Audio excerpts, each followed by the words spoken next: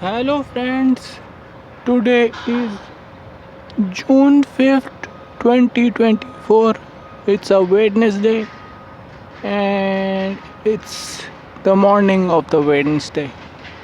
And today I want to talk to you about a hot topic in the MMA YouTube community. And this stems out of Dana White's comments after UFC 302. He said that John Jones was the number one pound for pound fighter, and there is a lot of debate, and there are two types of people now in this world: those who believe that John Jones is the number one pound for pound fighter, and those who don't believe that John Jones is the number one pound for pound fighter.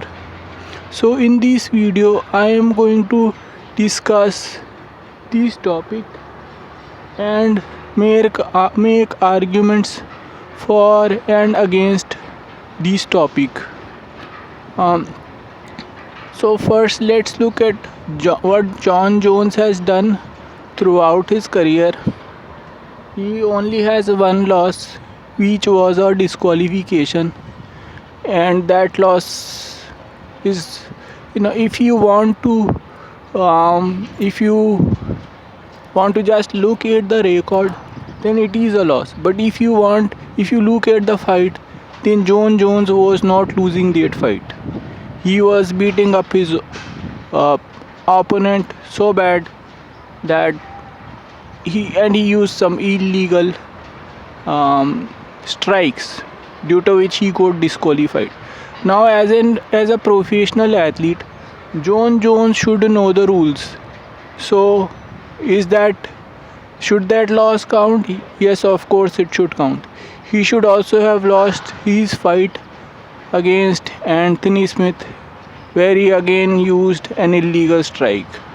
I don't understand why that fight was allowed to go on, because it should have been an immediate disqualification, just like Peter Yan versus that guy Joe. Okay, so now that's out of the way.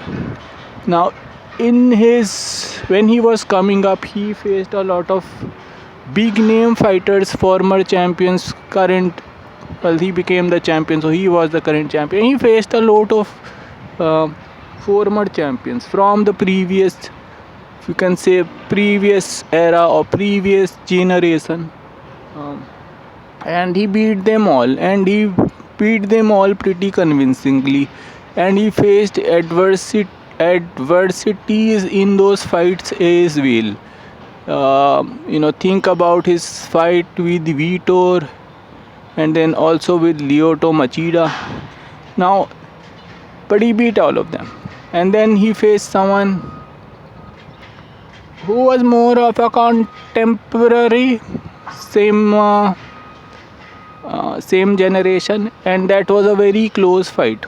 Many people think that he lost that fight, but many other people think that he won that fight, and that was against Gustafsson, which was a good fight. And then he got into trouble with USADA and drug violations and his run-ins with the police. All of those issues. He was inactive. Daniel Cormier was champion. But when John Jones came back, he defeated Daniel Cormier again. But then it was overturned because of drug violation. So that doesn't count.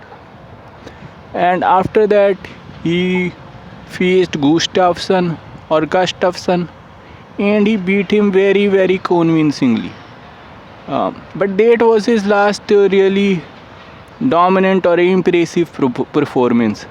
After that, he defended his light heavyweight title 3 more times, and all 3 were decisions, and each decision was closer than the previous one.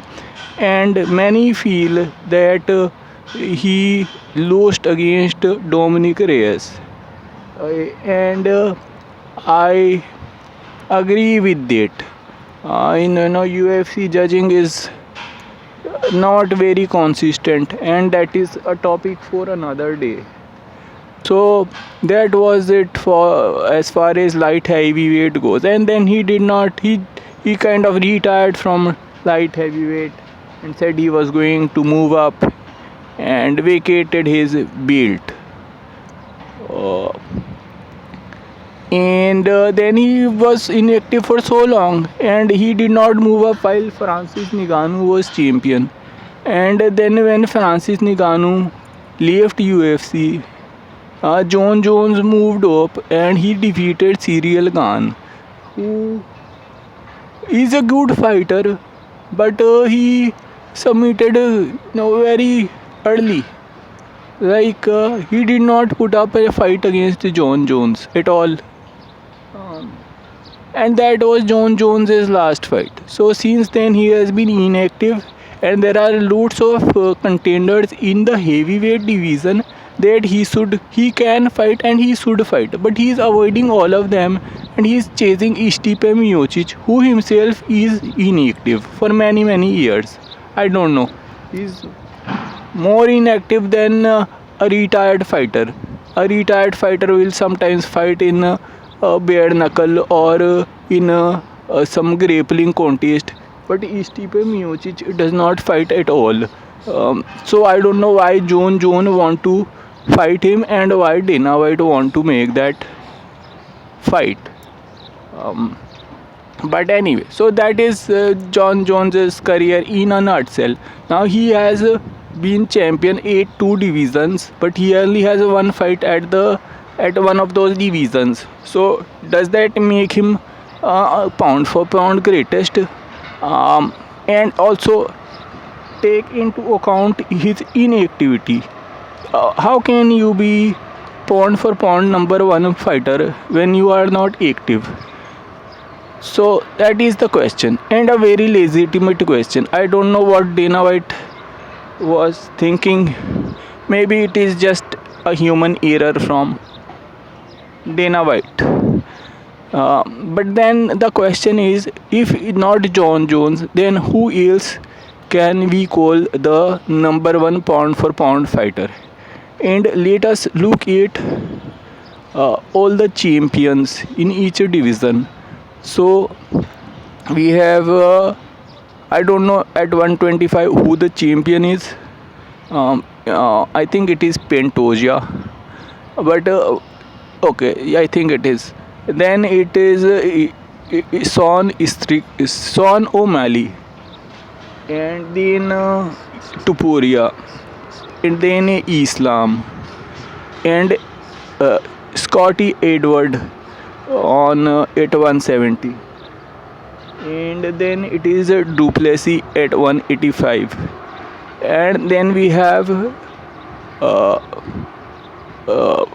Alex Pereira at 2 no yes, Alex Pereira at 205 and John Jones at heavyweight. So now out of all these fighters, there is only two fighters. There are only two fighters that have fought in multiple division, and one is John Jones and the other is Alex Pereira. Now people are putting Islam in pound for pound list, but Islam only fight in his division 155, and he has not fought in another division yet. He can move up or he could move down, but until he does that, he's still only 155 fighter and champion. But Alex Pereira, he's more active than both Islam and John Jones, and he fought and beat multiple opponents at each weight class in 185 and in 205, and he is also considering moving up to heavyweight. So I think Alex Pereira, he does not get spoken about at all in this conversation, but I think he should be ranked number one pound for pound. His skills really, I'm not factoring in grappling and all stand-up skills and kicking skills. I'm only factoring activity uh, and opponents you've beaten in each weight division. So those are my thoughts now. And so let me know what you guys think. I know it is a very hot topic and very sensitive topic, so please comment below and share your opinion, and then I will make another very interesting video very soon. Okay guys, so talk to you later. Bye bye.